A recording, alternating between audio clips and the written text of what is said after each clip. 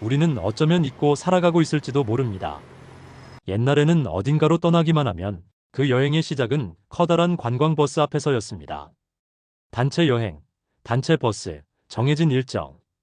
버스 안에서 낯선 사람들과 웃고 떠들고 창밖으로 지나는 풍경을 함께 봤던 그 기억. 그런데 요즘 그런 장면 많이 보이시나요? 해외도 국내도 마찬가지입니다. 튀는 자가용, 편한 기차, 공유 택시, 혹은 자유여행 렌터카 숙소 예약 앱 조합. 관광의 방식은 바뀌었고, 이에 따라 버스 단체 여행은 점점 설 자리를 잃고 있습니다.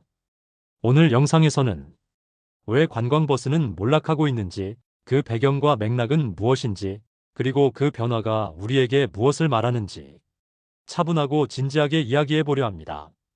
우선 기억해야 할 점은 관광과 운송은 언제나 밀접하게 엮여왔다는 겁니다. 많은 관광객이 목적지까지 이동해야 했고, 특히 해외나 국내 단체 여행에서는 항공, 버스, 숙소 관광이 세트가 되는 경우가 많았죠. 전통적인 관광버스, 즉 단체 관광버스는 그 구조 안에서 중요한 축이었습니다. 하지만 이미 여러 조사들은 관광이라는 시장이 단순한 대량 수요와 대량 이동 구조에서 다양한 수요와 개별 맞춤 구조로 변화하고 있다는 점을 지적합니다. 사람들은 더 이상 정해진 일정과 단체 획일적 관광에 만족하지 않았고, 자유개별 취향 맞춤 편의성을 점점 더 중시하게 되었습니다. 이 흐름은 관광버스라는 획일적 집단적 이동수단의 관광 방식과 점점 어울리지 않게 되어가고 있었고, 그 여파는 본격적인 위기 이전부터 있었습니다. 그리고 2020년 전 세계를 뒤흔든 코비드-19 팬데믹, 관광산업은 말 그대로 직격탄을 맞았습니다. 국제여행은 급감했고, 국내 여행마저도 위축됐습니다. 특히 관광과 이동을 동시에 담당하는 교통수단들, 항공, 렌터카, 관광버스는 극심한 타격을 입었습니다. 한 연구에 의하면 관광객 이동에 의존하던 버스 투어 부문이 거의 매출을 내지 못했고, 버스들은 쉬지 않고 공회전하거나 정체되었으며, 많은 업체들이 문을 닫거나 운행을 중단했다고 보고합니다. 그 결과는 명확했습니다. 수요는 사라짐, 예약 취소, 사업 축소 또는 폐업, 일시 정지된 차량과 버스 대기, 그리고 팬데믹이 완화된 지금도 예전 같던 단체 관광 중심의 버스 여행이 쉽게 회복되지 않는 이유가 바로 여기에 있습니다. 하지만 모든 것이 팬데믹 때문만은 아닙니다. 팬데믹이 단지 촉매제였을 뿐, 더 근본적인 변화가 이미 그 이전부터 진행 중이었기 때문입니다. 첫째, 여행자들의 수요 즉 요구가 변했습니다. 예전처럼 대중관광지 단체 정해진 일정보다 개인의 취향 자유 일정 유연한 이동 현지 경험을 원하는 사람이 늘었습니다. 곧 획일적인 관광 코스보다 유연성과 다양성을 중시하는 여행 방식이 일반화되었습니다. 이 변화는 관광이라는 산업의 거대한 것이 트렌드 중 하나로 여행자의 기대와 소비 방식이 재편되고 있다는 지표입니다.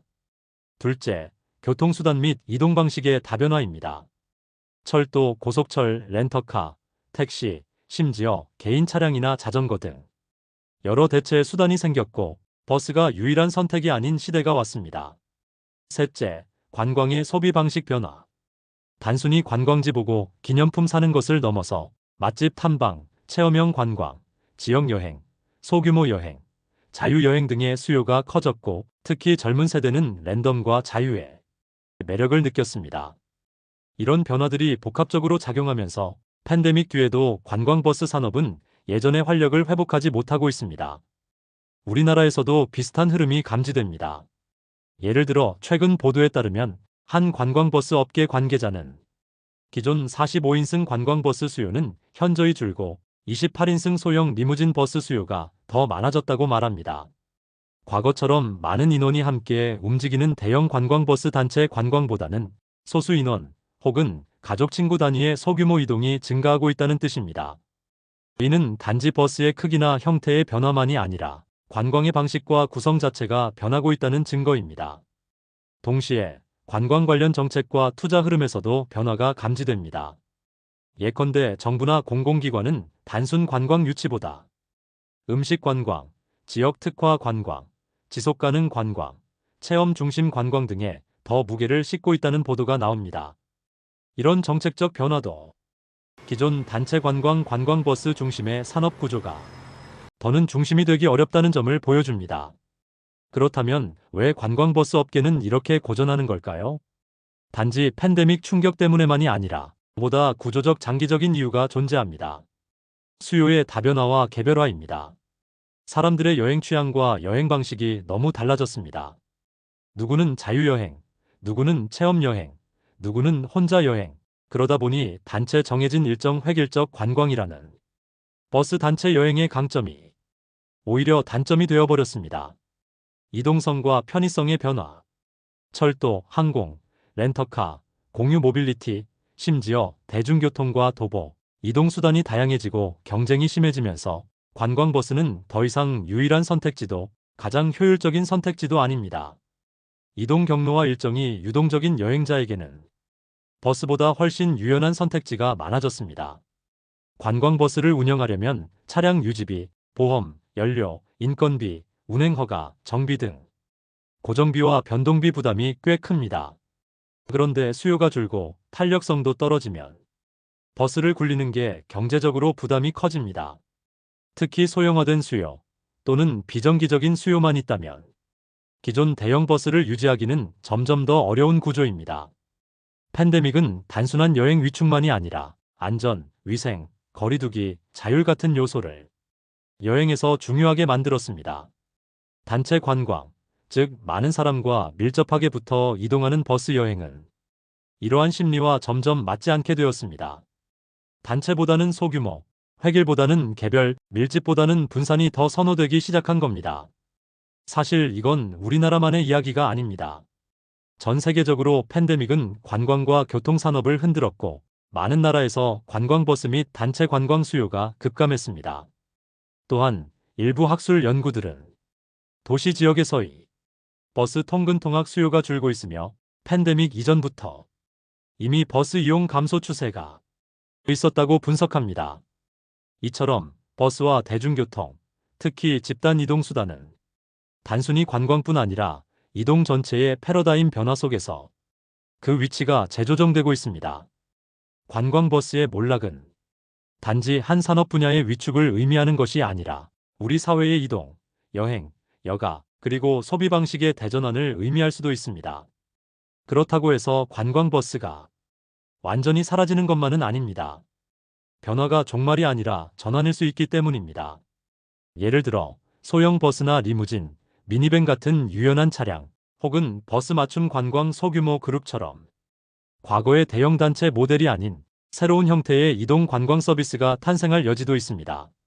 실제로 국내 사례에서 45인승에서 28인승 리무진 버스로 수요 전환이 감지된다는 보도도 있습니다. 또한 관광산업 전반이 단순 관광 관람 중심에서 벗어나 음식 관광, 체험 관광, 지역 밀착형 관광, 친환경 관광, 지속 가능한 여행 등의 방향으로 트렌드가 옮겨가고 있다는 분석도 있습니다. 이런 변화 속에서 기존 관광버스가 살아남으려면 단체 획일이 아닌 개인 맞춤 유연성, 양보다 질, 대량보다 경험, 단순 이동이 아닌 여행의 가치 제공, 이런 방식으로 재구성해야 할 가능성이 큽니다. 하지만 우리가 기억해야 할 것은 관광버스가 단지 이동수단이 아니라 하나의 사회현상이자 문화였다는 점입니다. 버스를 탄다는 것, 그건 낯선 사람들과 함께 여행한다는 것, 같은 시간을, 같은 공간을 공유한다는 것, 그 속에서의 어색함, 설렘, 대화, 그리고 공동의 기억을 만든다는 것이었습니다. 그 기억은 개인 여행으로는 쉽게 복제되기 어렵고 디지털이나 혼행으로도 온전히 대체되기 어렵습니다. 우리가 관광버스의 몰락을 말할 때 단지 산업의 쇠퇴만을 말하는 것이 아니라 그만큼 우리가 공동의 여행 경험을 잃고 있다는 작은 쓸쓸함을 함께 말하게 되는 건 아닐까요? 지금 우리는 여행의 방식이 바뀌는 과도기에 서 있습니다. 그 변화는 단지 수요의 변화나 교통수단의 변화만이 아니라 우리가 여행을 어떻게 바라보는가, 우리가 누구와 어떤 방식으로 시간을 보내고 싶은가, 그리고 여행에서 무엇을 얻고 싶은가의 변화입니다. 관광버스의 몰락은 어쩌면 단순한 과거의 소멸이 아니라 새로운 여행 문화의 탄생을 예고하는 신호일 수 있습니다. 우리는 이제 자유롭고 개별적인 여행, 작지만 취향이 뚜렷한 여행, 그리고 우리만의 속도로 여행하는 시대에 살고 있습니다. 하지만 때로는 버스 창문 너머 함께 웃고 떠들던 그 순간을 살짝 그리워해도 좋지 않을까요? 여행 방식은 변했지만 여행이 주는 설렘과 여운은 여전히 유효하니까요. 내용이 유익하셨다면 구독과 좋아요를 부탁드립니다. 감사합니다. 21세기 경제브리핑이었습니다.